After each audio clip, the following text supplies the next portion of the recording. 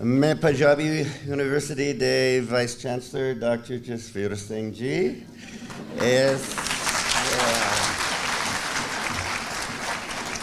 as conference de Parbandhakan ate Punjabi Vibhag de sare staff members dam dami ha jena ne mainu Punjabi Diaspora Conference Vich Shamal Honda Sudapatar Beya Parment Wade Sarianton Mofi Mangaha Ke Meri Punjabi Jiara Change Naho Karke Me Angrezi Vich Apne Vichar Deranga.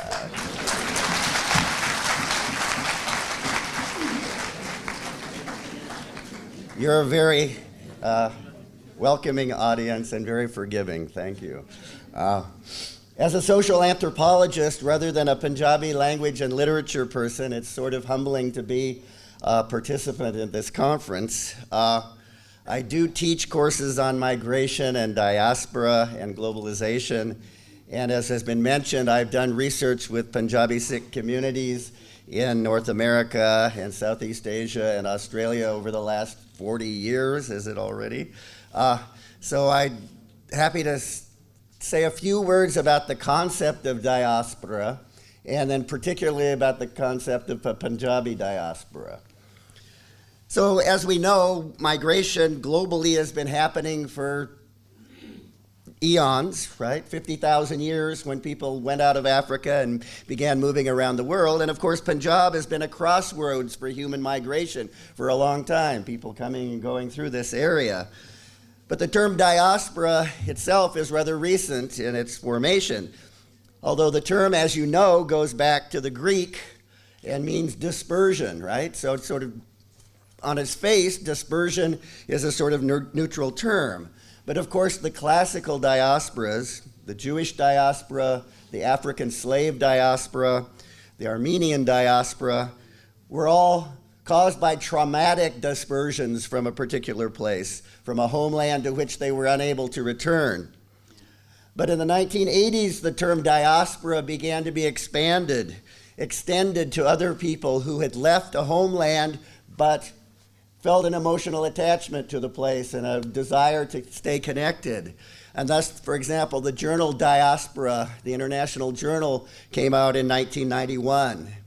And from my perspective, the best translation of diaspora or gloss on it is a sort of transnational imagined community, right? One that goes across various nation boundaries. And in that sense, it sort of awaited the arrival of the nation state and the contemporary world system.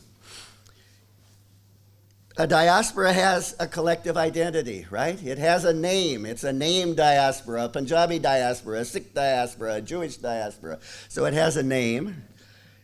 It has a recognized and a historic place of origin, right? It has a homeland or a holy land or some place from which it sees itself as deriving. And it provides an account of movement and connection.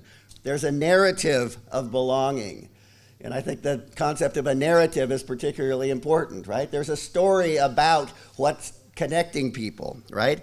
Emphasizes often common origins, shared practices, shared despite the fact that we know that these dispersed people end up practicing somewhat differently, right? When I study Sikhs in Singapore, they're different than Sikhs in the United States, and they're different than Sikhs in Australia in some ways. Nevertheless, there's a feeling that we share something still in common, right? We share a language, we share a religion, we share a culture, we share a historic oppression or a historic experience together.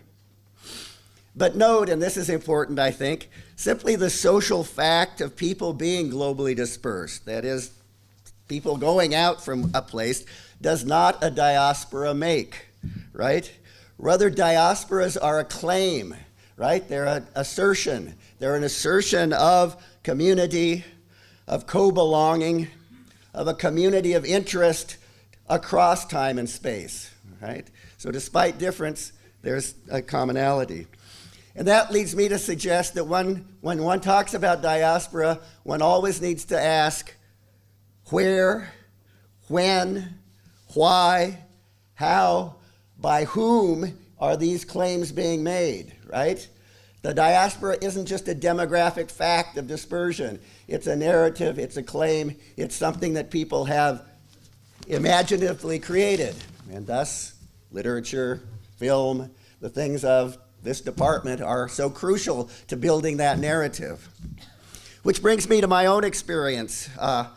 Being a naive young anthropologist, in 1986, the late historian Jerry Barrier and I organized a conference at the University of Michigan on the Sikh diaspora. And we invited scholars who had worked with Sikh communities in North America, in the UK, in Southeast Asia, and other places together. And eventually that book became Sikh Diaspora, Migration, and the Experience Beyond Punjab that was published in 1989.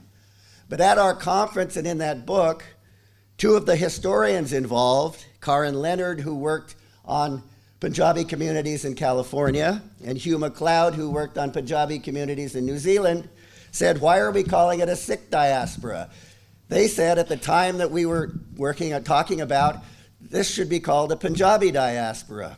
Their argument being that in the early 20th century, people left their villages in Punjab, not as Sikhs, Hindus, or Muslims, but as villagers together and traveled together, and therefore they argued we should call it a Punjabi diaspora. But my response, but did even then in the early 20th century, did people consider themselves part of a Punjabi transnational community?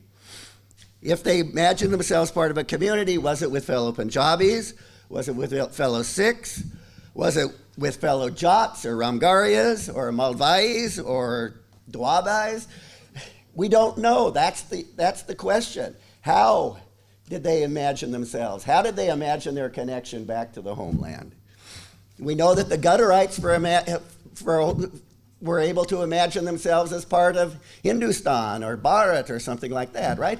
Different people were imagining their connections and their relations back to home in different ways over that time period. And clearly, though, after 1984 and the trauma of that year, there was a Sikh diaspora. So at the time we were talking, the concept of a Sikh diaspora was salient, and it connected Sikhs who maybe hadn't seen and imagined themselves to sharing a lot in common across the world. And thus the title of our book, Sikh Diaspora, was, in that time period we were writing, very appropriate in some ways, but it did raise that larger issue. So in a subsequent article called A Sikh Diaspora ? I asked the question of where, when, for whom can one talk about a Sikh diaspora as opposed to a Punjabi diaspora, as opposed to an Indian diaspora. And I tried to problematize the notion of there being a Sikh diaspora. So I made there were probably multiple imaginations of what that Sikh diaspora was. A Sikh diaspora, maybe Sikh, maybe Punjabi, maybe Indian, various ways people were thinking of their connection to other people. And even a diaspora I problematized. I mean, diaspora is not an indigenous Punjabi word. There's words like comb and pant and dish and other Punjabi terms by which to talk about the connection. Why diaspora as this borrowed word that's been brought in? But clearly at that time that I was writing, Sikhs wanted to make a claim and emphasize the narrative of their common identity, their common historical suffering with other Sikhs that they were experiencing in lots of different places in the world. But we see these diasporic images then come up in different ways. So for example, we hear a South Asian diaspora, right? Uniting everyone from the Indian subcontinent that has gone abroad. That seems to be mostly in the mind of area studies scholars who have sort of identified South Asia as this sort of region. I don't think people on the ground often think of themselves as, I'm part of a South Asian diaspora. Clearly, we hear talk of an Indian diaspora, right? The government of India is very invested in the notion of an Indian diaspora, right? We have non-resident Indian, people of origins in India, where the notion is that the homeland is India writ large. But we also have the Sikh diaspora, particularly post-1984. and then, of course, the Punjabi diaspora at this point.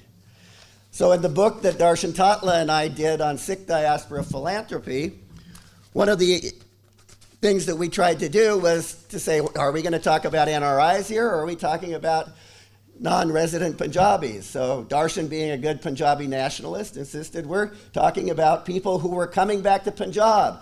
Most of the people in the diaspora who were giving money back for projects in Punjab were giving them for projects in Punjab or in their villages in Punjab. They were not giving them to India in some sort of general sense. They were giving up to their homeland, the place that they had emotional connections, family connections, and whatnot. So the question keeps saying, for whom? Why at this time? And then the other key point, that the diaspora makes the homeland, right? It's not that the homeland necessarily makes the diaspora, it's people in the diaspora who make the homeland in some ways. They claim a narrative that's framed by those often in the diaspora, right? It often speaks to the conditions they're experiencing in the diaspora that causes them to see the commonalities that they have with others who've dispersed elsewhere.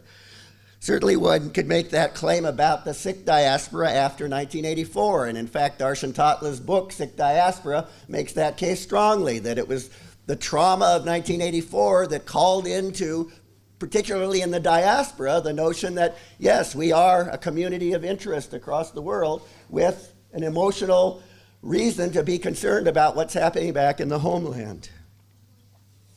So today, Punjabi discourse is especially prominent in the diaspora, right? As Gurharpal Singh has recently written, that Punjabiat seems to be the hot thing in the UK and in Canada and whatnot, right? Where Punjabis from Indian Punjab and Pakistani Punjab find commonality around some certain things. The common experience of othering, for example, that we heard about in the first paper, where the way in which the wider community makes no distinctions between Pakistanis and Indians from Punjab. They're all othered as Pakis or whatever the disparaging racist term that's used. Secondly, common cultural production in the diaspora, right? We see it in music, where Bhangra can unite across religious differences among Punjabis. We see it in cuisine. We see it in the media and the arts, right? So literature, film, the Punjabi film industry and whatnot in the diaspora all creates common cultural production. And then we find it in sort of common interest in a sort of non-religious branding in the face of sometimes negative association in some diasporic settings with Muslims and Sikhs associated with terrorism, so that Punjabiness is a more neutral, more safe thing. So that the argument is that the narrative of diaspora is often generated in the diaspora as much as in the homeland. So I'm very interested in to see what the Punjabi diaspora narrative is taking place today in India. How is that dialectic between what you all understand by the diaspora and what the diaspora means and understands by diaspora? So I encourage you to continue to consider at this conference and beyond, when you talk about diaspora, to ask the question, where, when, why, how, for whom is this term salient? And particularly given that we're here and that narrative is so central to it, it seems appropriate that we're at a place that's looking at Punjabi literature and the sort of narratives that people are building both here and abroad. Thank you.